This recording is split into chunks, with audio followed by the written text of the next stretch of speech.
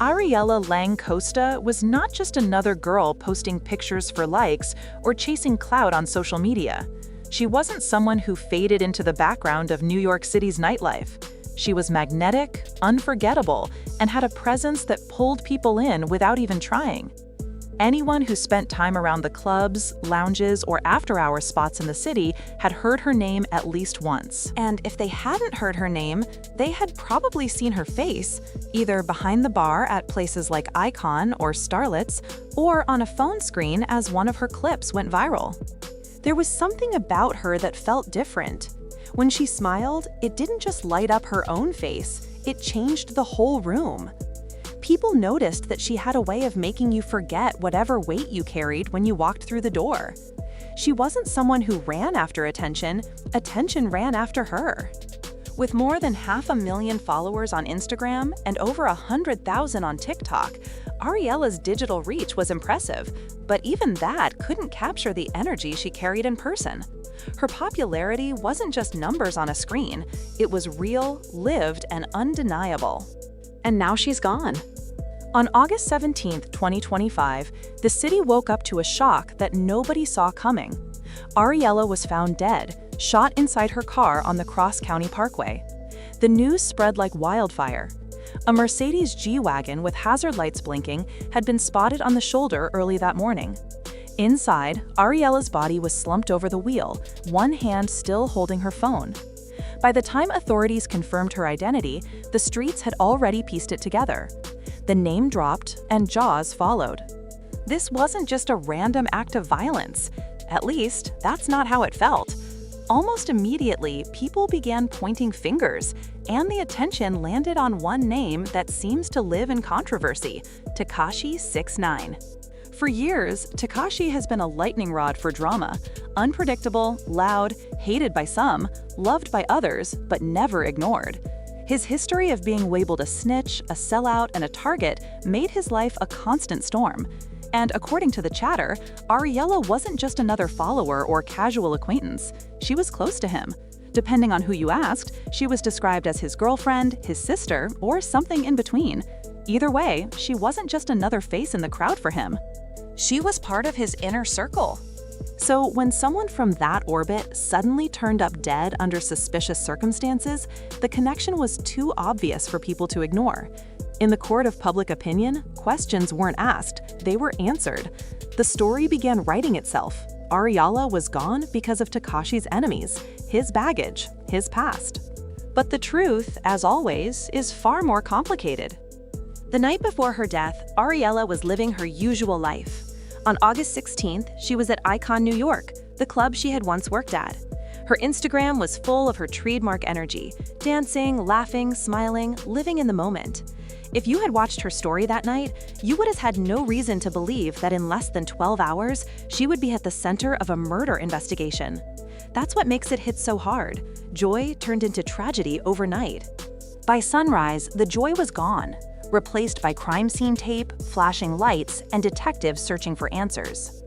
The G-Wagon showed no signs of a chase or a struggle. Just one shot delivered at close range. Clean, precise. That kind of detail suggested this wasn't random. It looked like a message. But who was it for? The internet didn't waste time. Fans, trolls, blogs, and gossip sites began speculating, each trying to outdo the other with theories. Old clips of Tekashi resurfaced, interviews where he casually joked about betrayal and loyalty. One particular quote, "A snitch will give up their whole camp just to be free," spread like wildfire, making Ariella's death feel almost prophetic to some. Was she collateral damage in his war? Was she targeted as a warning? Or was there more to the story? Then whispers of another man entered the picture. This one wasn't famous, didn't have millions of followers, and wasn't on magazine covers. Instead, his name popped up quietly in police reports, arrest records, and street gossip. According to those who knew, he was Ariella's real boyfriend, someone deeply involved in underground dealings. Ties to Dominican gangs, connections to robberies, a reputation for running plays that often ended with someone losing. Some say her boyfriend, Nada, was actually in the car with her when it happened. If that's the case, then why did he walk away without a scratch? No injuries, no bullet marks on his side, nothing. If it was a random drive-by, how did he survive untouched? If it was a targeted hit, did he know it was coming? Or worse, was he involved? Police brought him in for questioning within hours, but nothing came out publicly. No mugshot, no charges, no official statements, just silence. And that silence fueled more speculation than any answer ever could. Meanwhile, Tekashi himself wasn't even in New York. He couldn't be. Legal restrictions from a probation sentence in Florida kept him under house arrest with an ankle monitor. But that didn't make him untouchable. Back in February, someone had delivered a fake casket to his front gate, etched with King Von's name.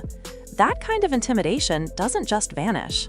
So when Ariella died, people asked, was she targeted simply because she was close to him?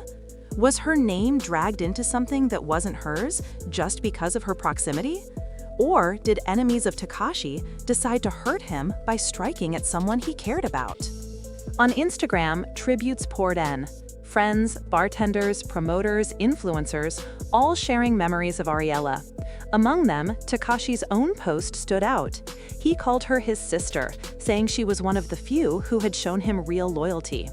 But loyalty cuts both ways, and when your name carries as much baggage as his, sometimes even the loyal ones pay the price. Another theory soon gained traction online. What if Ariella wasn't just caught in the crossfire? What if she was playing her own game? This idea grew legs when people noticed her social media behavior before her death. Posts deleted, fewer appearances in her usual club spots, friends saying she felt paranoid, even telling one, "I feel like someone's watching me." Those are not the actions of someone carefree. Those are the actions of someone who knows the walls are closing in.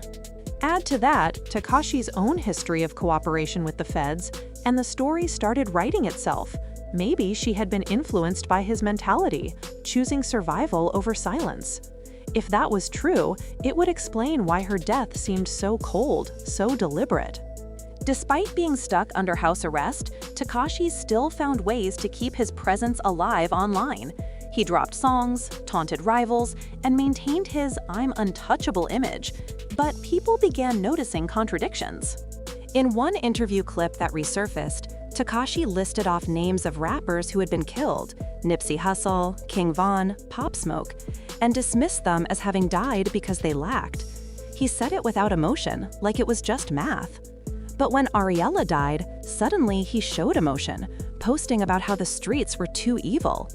That contradiction had people questioning whether he truly saw the patterns or if he was numb to it all. Weeks passed, and the investigation remained quiet.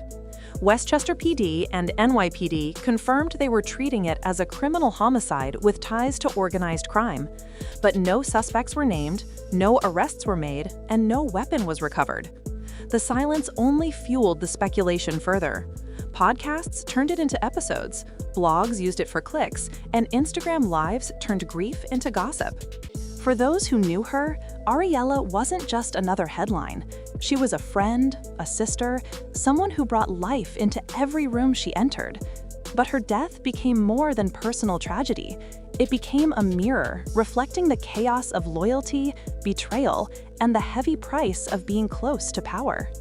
Some believe she was targeted as a message to Tekashi. Others believe it was fallout from her boyfriend's dangerous ties. And some say she played her own hand and paid the ultimate price. The truth remains buried, hidden under silence, fear, and the unspoken rules of the street. But one fact is clear.